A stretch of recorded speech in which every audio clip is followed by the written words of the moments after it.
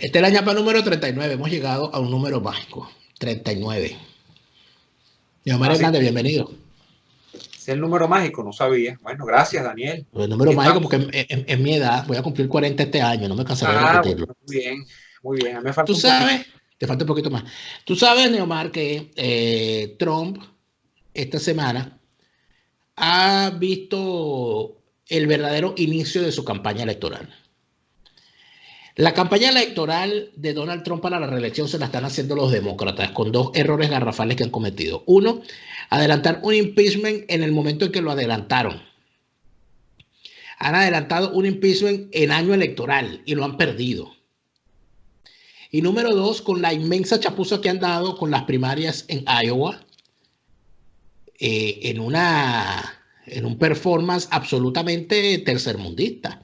Parecieron unas elecciones de país bananero. Estaban cantando Donde, fraude, ¿no? Hay unos que estaban diciendo sí, fraude. pero es que el tema es que han matado la natural, lo que se vive en las primarias de New Hampshire, de Iowa, porque en Iowa se supone que es una especie de termómetro donde se mide qué es lo que hay y toda la atención del país se voltea. O sea, no es lo mismo las primarias de Iowa, por ejemplo, que las de, qué sé yo, las de Georgia o las de North Carolina. O sea, allá en particular eso es un termómetro. Y quien gana allí termina marcando la pauta de lo que viene. O sea, se supone que allí se ve claramente quién puede seguir en la carrera y quién no. Y estos tipos, y eso tiene que ser el mismo día, o sea, porque ese mismo día se toman decisiones en función de los resultados. Si son unos resultados catastróficos, la persona se retira o continúa, pero bueno, con plomo en el ala. Y si son unos excelentes resultados, se abre toda una dinámica para que la persona, porque estos tipos siguen de gira. Después que termina la primaria, ahí me voy para el siguiente estado, a hacer campaña allí porque viene la siguiente, y así voy, así voy, así voy. Bueno, estos tipos mataron esto, porque entonces el ganador no pudo celebrar en Iowa, sino que estaba en otro lado. O sea, es una cosa infame. Y todo esto es a favor de Trump. Mira, yo coincido en tu primer planteamiento y es que la campaña la arrancaron los demócratas, pero no a favor de los candidatos demócratas, la arrancaron a favor de Trump. Y de hecho, la coronación de esa sucesión de eventos infortunados fue la actitud de Nancy Pelosi como speaker después de la lectura del, del discurso. La lectura ni siquiera, Trump, bueno, Trump creo que tiene sus notas, pero Trump estaba allí hablando en el Estado de la Unión. Claro, lo que pasa es que tiene teleprompter. Tiene un prompter, exacto. Entonces, pero él le pasa el discurso escrito y Pelosi lo rompe, ¿no? Y es que efectivamente, Daniel, creo que es la crisis de los demócratas por el hecho de la disputa de liderazgo en medio de un partido que, gústenos o no, la ida de Barack Obama ha dejado prácticamente desierto. Al punto, Daniel, afortunadamente eso no fue así, al punto de que antes de entrar en carrera los precandidatos demócratas, ¿qué es lo que se decía? Michelle Obama va a ser, o sea, imagínate tú. Entonces, esto va a ser el predio principal y el bien principal de la familia, de los matrimonios, de los matrimonios demócratas. Bueno, primero el Clinton y ahora después. Entonces, ese tema eso no ha dejado no, Michelle Obama por los momentos, aunque tú dices que va a ser en el futuro, ¿no? Que claro, ella va a ser. porque es que acuérdate que el sistema partidista de los Estados Unidos es un sistema bipartidista. Y eso está técnicamente diseñado para el que, por eso es que es tan importante ganar cuando los dos candidatos están fuera del poder. Porque quien gana normalmente va a ser reelecto. Y las excepciones siempre han sido pocas. O sea, las podemos revisar en la historia. Es más, antes era peor, porque antes no había límite para la reelección. Esos límites se pusieron ya en el siglo XX con Franklin Delano Roosevelt. Franklin Delano Roosevelt creo que fue 3 veces presidente. Y sí, va para la cuarta ya. Y murió antes de intentar el cuarto mandato, obviamente, ¿no? Sí, sí, pero se decía que sí iba a la pero cuarta. se puso límite a partir de ese momento. Entonces, desde que se impone esa medida, el presidente Truman gana las elecciones y cuando se lanza la reelección, se corre aquel cuento según el cual el señor había perdido las elecciones. La reelección y salió en primera plana de buena parte de periódicos nacionales que los números daban ganador al contrincante del partido contrario. Y pues resultó que el tipo fue reelecto. Luego vino el presidente Eisenhower del Partido Republicano. Y a pesar de la buena pinta que llevaba en su carrera Richard Nixon, que era el vicepresidente de Eisenhower y que fue el candidato contra Kennedy, no pudo con el fenómeno Kennedy y le ganó Kennedy. Kennedy gana las elecciones, es asesinado en su primer mandato. Quien termina el mandato es su vicepresidente, Johnson. Y Lyndon Johnson se lanza a presidente, ¿ok? Y gana esa elección, pero esa no era una reelección porque él no había sido electo presidente. Lyndon Johnson, cuando le correspondía ser candidato a la vicepresidencia, decidió no presentarse. A la reelección, dices tú. A la reelección. Decidió no presentarse, luego bueno, eso está por cierto en una película muy buena llamada Path to War.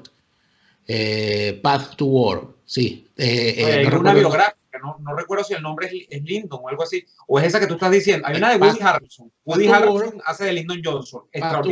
Path to War es todo lo que significó las decisiones que tuvo que tomar Lyndon Johnson para entrar en la guerra de Vietnam. Y eso, además, dejó establecido cómo lo desgastó y acabó con él. Termina entonces todo lo que ocurrió. Yo creo que no se había visto una cosa en el Partido Demócrata de tal magnitud como se vio en ese momento. O sea, lo que estamos viendo ahorita, yo creo que se vio mucho peor en aquel momento por otras circunstancias. El Partido Demócrata no lograba superar a la figura de Kennedy. Se veía como obvia la candidatura de Bobby Kennedy. Viene el horrible asesinato de Bobby Kennedy, que era de los Kennedy el mejor, por cierto, el que mayor entendimiento de la política tenía era Bobby. Y por eso fue que su hermano lo tuvo que ponérselo al lado. Y fue el hombre el verdadero apagafuego detrás de las bambalinas de la crisis de los misiles del 63 o del 62. Fue sin duda alguna él. Eso lo dicen los registros. Pero, bueno, el Partido Demócrata no logra superar esa desgracia y quien termina ganando las elecciones es Richard Nixon finalmente. Con todas las acusaciones en su contra, es reelecto. Termina el mandato su vicepresidente Gerald Ford, quien se lanza a la presidencia y era imposible que ganara, no solamente porque ya había ganado un republicano 2 mandatos, sino porque el desgaste que traían era demasiado. Aparte de eso, es una campaña muy mala, era un pésimo candidato Gerald Ford. Y le gana el manicero Jimmy Carter. Jimmy Carter gana esas elecciones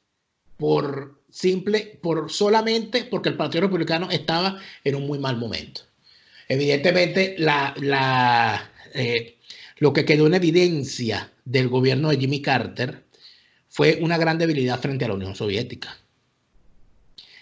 con una cantidad de situaciones y de gestos que dejaron claro que la política exterior de los Estados Unidos estaba retrocediendo. La crisis de los rehenes en la embajada de Irán, el ascenso de los ayatolás al poder en Irán, el tema de las incursiones soviéticas en Afganistán. O sea, se estaban viviendo situaciones, el tema de Centroamérica, que era sumamente delicado. O sea, todo lo que estaba ocurriendo era algo que empezó a hacer ver como que la cosa como que la Unión Soviética estaba ganando la guerra. Y en medio de eso emerge el inmenso liderazgo de Ronald Reagan, que logra algo que no se ha vuelto a lograr más. Y creo que podremos volverlo a ver. Que es romper el tema del sistema bipartidista casi perfecto. El sistema bipartidista establece, normalmente la sociedad vota y reelige, pero siempre, tanto en la votación como en la reelección, existen las elecciones de medio término, que son prácticamente un referéndum revocatorio ya preconvocado. De tal manera que es que no estás entregándole todo el poder a nadie. Siendo así la cosa y estando de esa manera la situación planteada, evidentemente no es una catástrofe, una tragedia que un partido gobierne más de 8 años. Pero a la sociedad no le gusta eso. En el gobierno de Ronald Reagan, ganó Ronald Reagan la presidencia, fue reelecto en la presidencia y en el 88 ganó su vicepresidente, la presidencia, que fue George Bush, que no se logró reelegir, porque los sistemas se agotan y la gente se cansa. Pero en este momento, yo creo que en los Estados Unidos podemos ver no solamente a Trump ganando estas elecciones, sino que el candidato republicano que venga después también las va a ganar. Que en teoría sí. Eso no ha ocurrido, como tú has dicho, desde que quizá el presidente más importante que tuvo en la segunda mitad, no quiero irme todo el siglo, pero en la segunda mitad del siglo XX en los Estados Unidos tuvo la capacidad incluso de sobreponerse a su propio mandato, y es que su vicepresidente logró ganar la elección, que fue el señor George Bush padre, y ese presidente fue Ronald Reagan, uno de los mejores presidentes, no digo el mejor tampoco, de toda la historia de los Estados Unidos. Y que, por cierto... Tú eres fan de Reagan, ¿no? Sí, me parece un tipo sumamente arrojado. Claro, Reagan no se puede entender a Reagan como presidente. Sí, claro.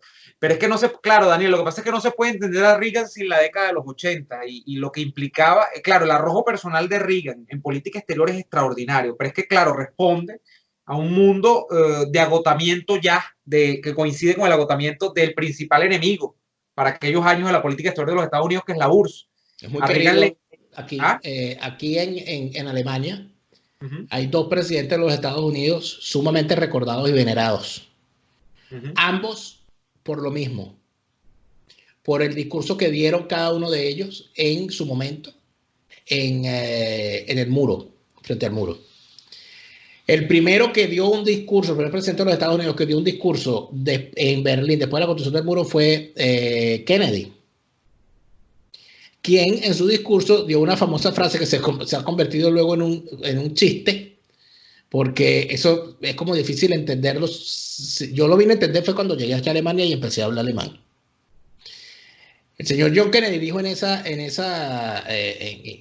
evento, dijo después del famoso puente aéreo que salvó al Berlín Occidental de morir de hambre gracias al asedio de las fuerzas soviéticas, fue de visita a John Kennedy y dijo que en cualquier parte del mundo en la lucha por la libertad, todos en algún momento deberemos decir, yo también soy berlinés. Eso es lo que se traduce. Pero él lo dijo, no lo dijo en inglés, sino que lo dijo en alemán. Y dijo, ich bin ein Berliner. El asunto es que Berlina puede ser berlinés, pero también Berlina es una especie de esto que llamamos en Venezuela bombas rellenas. Y se le llama Berlina. Si tú dices ein Berliner, dices una bomba berlina. Ahora, si tú dices que eres berlinés, dices Berlina sin el artículo indeterminado.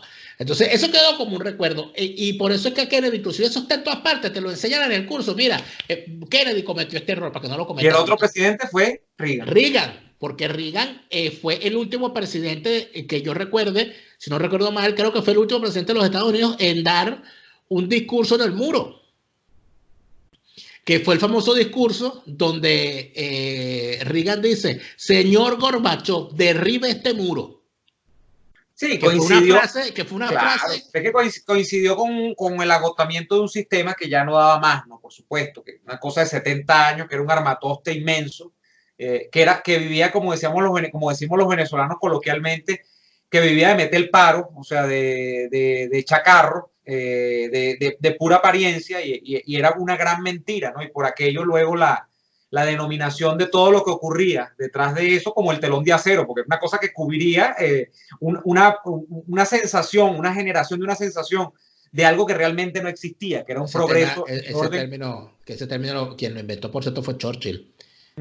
Se ha tendido sobre la Europa del Este un telón de acero o una cortina. Pero se le sigue diciendo el telón de acero porque efectivamente, Daniel, pero es que el telón implica el hecho de que todo lo que está detrás de él es mentira. Lo que tú estás allí proyectando es una imagen falsa. Y efectivamente eso es lo que constata todo. Pero no quiero que nos vayamos del caso Trump, porque si tú te pones a correlacionar la historia con Trump, quizá Trump ha sabido aprovechar, explotar cierta imagen de lo que fue Reagan en su momento. El MAGA, el Make America Great Again, es quizá volver a ese gran país que prometió y que, por cierto, no solamente prometió, que cumplió Reagan en el mandato. Pero tú sabes que eso no es ni siquiera de Reagan, tampoco. Ah, no.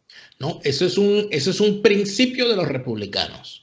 Porque la campaña de Nixon para ganar la presidencia en medio de la guerra de Vietnam, donde se planteaba que había que retirarse, que había que irse de Vietnam, que los Estados Unidos no podían seguir en esa guerra, que era una cosa que causaba problemas, etcétera, etcétera.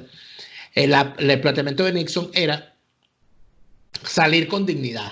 No podemos salir derrotados. ¿Okay? Cosa que al final, bueno, no ocurrió tanto, pero bueno. Y el planteamiento de él era, debemos volver a unirnos. América together, creo que era la cosa. Únenos de nuevo. Nixon nos unirá de nuevo. Porque lo que se planteaba era que los Estados Unidos, con todas las protestas contra Vietnam y toda la cosa, se había convertido en un campo de guerra. Inclusive se hablaba de que los Estados Unidos estaban al borde de la guerra civil en los años 60. De eso se habló. Acuérdate de todos los eventos y las situaciones que se vieron en las universidades, las protestas de calle, las protestas pacifistas. El tema racial. El tema racial, la emergencia de los temas de las reivindicaciones raciales de las minorías, etcétera, que causó una situación. Entonces decía que los Estados Unidos estaban al borde de una disolución, de una guerra civil, y el Partido Republicano sale hablando de volver a unir a los Estados Unidos.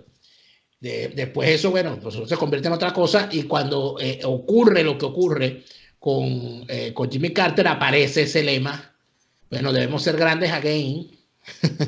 Daniel, ¿tú te acuerdas, volviendo a Trump, para luego de analogarlo con la grandeza, quizá todavía le queda que demostrar, pero de analogarlo con lo grande que fue Ronald Reagan ejerciendo la presidencia? ¿Tú te acuerdas lo que era la situación del Partido Republicano hace 5 años? Yo siento que el Partido Republicano hace 5 años, 4 años, cuando Obama fue reelecto, estaba prácticamente en el piso.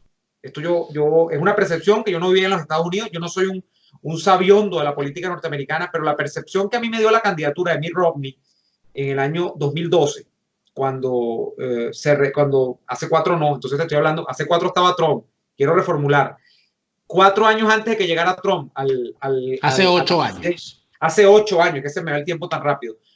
Era una percepción, Daniel, yo no sé si tan igual de mala como la que tengo en estos momentos sobre el Partido Demócrata, porque era un partido, además, que no lograba una figura que amalgamara a las familias, porque los republicanos son distintas familias, con distintos intereses, con una agenda que coincide en algunos puntos, fundamentalmente en los temas quizás económicos y sociales, donde puede haber coincidencias en algunos puntos, aunque Rand Paul te va a decir que bueno, que no es republicano. Rand Paul creo que tiene el movimiento liberal en los Estados Unidos, pero te va a decir que no, que él es liberal completo. Entonces, bueno, pero hay un tema de partidos, de un partido que se levantó, y que yo te digo, porque creo que ese es uno de tus temas de interés, que creo severamente que Trump va a pervivir a su permanencia en el poder. O sea, va a tener un legado, y el legado es que Donald Trump cambió el Partido Republicano.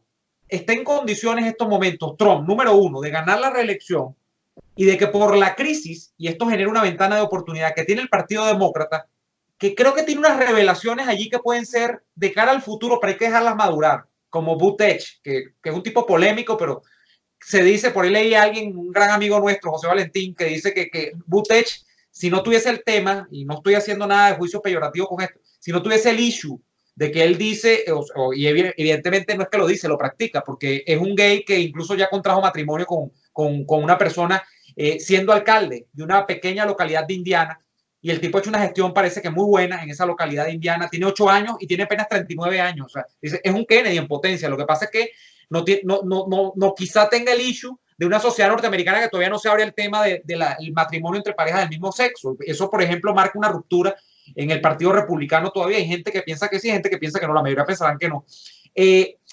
Frente a eso, Trump ha logrado reunificar por la vía de la fuerza a las familias republicanas. Y aunque hay gente como Romney, aunque hay gente como el propio McCain, que en paz descanse, que era un político admirable también, que lo adversaron en su momento, ha logrado Trump resucitar un partido que hace 8 años yo diría que estaba muerto. Además, con el avasallamiento que produjo sobre la política norteamericana, ese gran pote de humo que fue Barack Obama, que con el tema de que era un hombre negro, de que era un hombre venido de las bases, con el tema, no, los americanos parece que perdieron de cuenta lo que realmente importaba, y no era que fuera un hombre negro, porque todos somos iguales y todos importamos igual, sino las políticas y el papel en el mundo fundamentalmente que tener los Estados Unidos en el concierto de las naciones. Ese papel fue abandonado totalmente 8 años por Barack Obama. Mírese Cuba, mírese el caso de Venezuela, mírese el caso de Irán, mírese el caso de todos los temas. Pero fíjate, Neomar, fíjate que el planteamiento, desde mi punto de vista, es que hay una dinámica lógica en los partidos de los Estados Unidos en función de la reelección. Como todo el mundo sabe que la tendencia fundamental es que el presidente sea reelecto, lanzarse por la nominación del partido para ir en contra del presidente que se va a reelegir es lanzarse una nominación muy probablemente que va a fallar. Muy probable, tienes una alta probabilidad de que lo fracases. Por lo tanto, las dinámicas internas de los partidos es que los liderazgos que de verdad tienen la capacidad de recoger plata, de recoger votos y de imponerse con agenda propia en unas elecciones presidenciales, normalmente los partidos se las guardan para el momento en que no haya un presidente buscando la reelección. De 8 en 8. Por supuesto. Y de la misma, eso pasa en el Partido Republicano. Y de la misma manera, en el Partido Demócrata, o mejor dicho, en el partido del presidente reelecto saliente, la dinámica es parecida, pero al revés. Porque dice, bueno, ya va, hay una alta posibilidad de que en las próximas elecciones ganen los republicanos, porque ya la gente vio 8 años de demócratas y normalmente el electorado es pendular. 8 años para acá, 8 años para allá. Ese es un bipartidismo. Eso de alguna manera cohíbe a los actores. El Partido Republicano que tuviste en el 2012, enfrentársele a Obama, era el Partido Republicano que sabía que había una amplia posibilidad de que Obama fuese reelecto por el estado anímico que tenían los Estados Unidos para ese momento con el caso de Obama y todo lo demás. En tal sentido, lo que había dentro del Partido Republicano no era una lucha para alcanzar la presidencia, sino una lucha para sobrevivir dentro de los espacios que cada quien le correspondiera. Que ¿a quién se estaba guardando en realidad para las elecciones del 2016? A Jeb Bush. El candidato ahí era Jeb Bush. Y quedó bien lejos. Porque el fenómeno Trump fue lo que fue. Un tipo por el que nadie daba medio tampoco. Lamentablemente, la familia Bush perdió. Ese era el delfín de la familia Bush. Era el hombre que venía por la familia Bush. Se dice que, por cierto, bueno, las películas lo dicen, Daniel. Yo no sé, hay que estar ahí en la sociedad norteamericana para vivirlo. Que era muy superior políticamente a su hermano. Muy superior. Normalmente pasa. Bueno, de hecho, casi nadie tiene un muy buen concepto de Bush, George Bush hijo. Él mismo confesaba sus cosas y sus problemas. Jeb Bush, por supuesto, no tuvo esos problemas. Tiene una cercanía al tema fronterizo con México por el tema de estar casado con una mexicana, de que sus hijos sus hijos se reivindican como latinos, es una cosa bien particular, que todos hablan español y eso, él mismo habla español perfectamente, y eso de alguna manera marca las cosas. ¿Qué es lo que yo creo que va a ocurrir ahorita, ¿no? Ya para irnos despidiendo? Yo pienso que, en efecto, ahorita se comienza una dinámica en el Partido Republicano distinta, porque ahorita viene el apuntalamiento de la imagen de Mike Pence y la búsqueda intensiva de quién va a enfrentársela a Mike Pence, no para derrotarlo, sino para quedarse allí congelado prevenido al bate en caso de que Mike Pence pierda, o inclusive para integrar la fórmula como vicepresidente. Ese es el continuador de la obra de Trump. No, es que no se entiende que sea un continuador, es que es la norma no escrita. El vicepresidente aspira a ser presidente posteriormente. En muy pocas ocasiones eso no ha sido así. Ha ocurrido, por cierto, Mike Pence sería el primer vicepresidente en 16 años en aspirar la presidencia, porque en el caso de George Bush, recuerda que su vicepresidente era Dick Cheney y Dick Cheney no aspiró la nominación. Y en el caso de Barack Obama, el vicepresidente era Joe Biden y Joe Biden no aspiró la reelección, sino que aspiró fue Hillary Clinton. Entonces, de alguna manera, en este momento, bueno, dentro de 4 años, si Mike Pence compite por la nominación republicana, sería el primer vicepresidente en 20 años en aspirar a ser nominado. O sea, que no es cualquier cosa lo de Mike Pence. Yo creo que si tú me preguntas a mí por un proyecto dentro del Partido Republicano, ese proyecto es Mike Pence, porque Mike Pence fue impuesto a Donald Trump por el Partido Republicano para equilibrar las cosas después de que Donald Trump se pegó a toda la familia. Pero aquí es donde voy por lo del continuador, ya para irnos. Aparentemente se han llevado bien, y lo digo porque Trump es un hombre muy volátil, salió, yo no quiero decir de medio gabinete, pero salió de muchas figuras importantes de su gabinete de gobierno durante estos 4 años. Hubo gente que cambió casi, que la puso 3 meses, a los 3 meses la despachó, así. Gente que incluso era muy comprometida con la administración al principio, gente que se podía ver que eran incluso de su propia ala. Bueno, hay todo un dilema sobre la publicación del libro ay, se me fue, del bigote, el bigote fantástico del Caribe.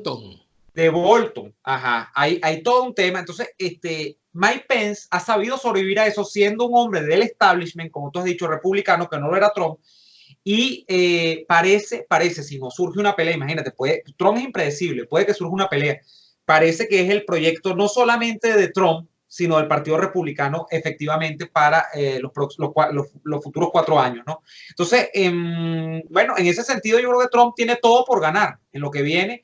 A los demócratas le toca reconstruirse. Repito que creo que hay posibilidades más allá de Sanders. Sanders aguaba un poco el paisaje, pero este señor Buttigieg puede que tenga una esperanza allí. Ahora, lo de Biden es ya penoso. Biden es un tipo que está fuera del lote completamente ya y está aspirando muy tarde. Bueno, de hecho, Trump, entiendo, Daniel, Trump es el presidente más viejo de los Estados Unidos, por lo menos en su historia contemporánea. Trump tiene 70 años. Va a un periodo de... Sí. No, ¿cuánto tenía Reagan? No tenía 70 años, sí. No, claro, Reagan se retiró de la presidencia a los 72, ¿no fue? Bueno, Trump cuando se retira va a tener 74, de manera que sí, teóricamente es el más viejo. No, habría que ver. Me agarraste fuera sí, ese es un dato que les dejo por allí a buscar. Bueno, del siglo XX. Una vitalidad que no parece. Pero del siglo XXI sí, pero del siglo XX. No, claro, el siglo XXI sí. Siglo XXI, pero de los tiempos recientes yo creo que Reagan se retiró con más edad, si no recuerdo mal. No. Bueno, habría que ver. Pasa que tú estás enamorado de Reagan, tú eres demasiado fan de Reagan y lo ves siempre joven, pero lo siento. Y creo que bueno, que eso es lo que viene con Trump. Ya hablamos en la primera parte de la agenda con respecto al caso Venezuela. Vayan para hablar de la agenda de los Estados Unidos y de Trump con respecto a Venezuela. En el comentario destacado y en la descripción de este video se encuentra el enlace al canal de Neomar para hablar del asunto. Nosotros, por supuesto, como siempre, les recordamos que una buena forma de apoyarnos es a través de nuestra cuenta en Patreon, patreon.com/neoadolfo, patreon.com/delaraf. Con tu apoyo nos ayudas a seguir creando contenidos para todos. Hay una forma gratuita de apoyarnos, compartiendo este video en tus redes sociales, dándole like al video y suscribiéndote a nuestros respectivos canales. Gracias a todos por habernos acompañado en esta ñapa número 39. Nosotros nos vemos la semana que viene. Hasta entonces. Hasta entonces. Listo.